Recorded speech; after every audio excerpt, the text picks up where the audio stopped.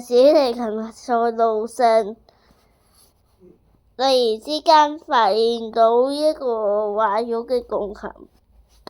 冇啊，咪好返咯，鋼琴。點算？而家把時間交俾鋼琴同埋小提琴。小提琴，你點解做咁樣嘅事？為什麼？你攞埋你過嚟。係啲人乖。時間冇多啊。時間過得好快，我就帶咗呢個頭髮咪。我就同夫人戴住耳機，夫人戴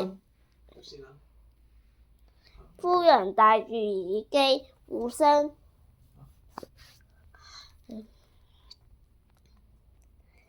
我係嗰位夫人，地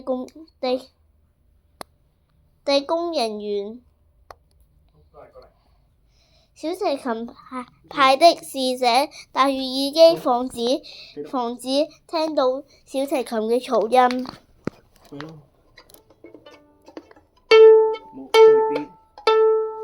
防止聽到其他噪音。之後，小提琴嘅使者戴住耳麥互相了解。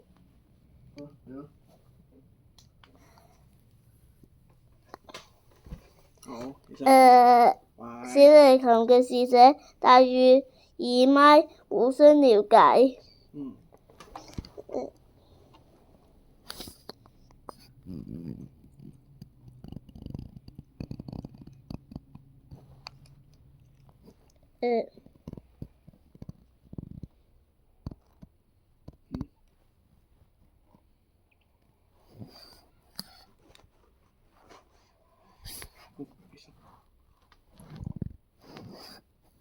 起身啦，快啲！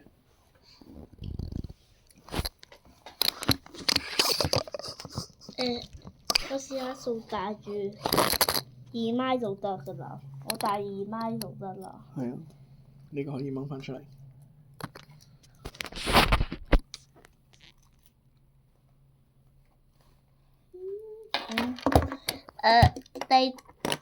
我係 Hello， 我係小提琴嘅唯一中嘅地勤人員啦。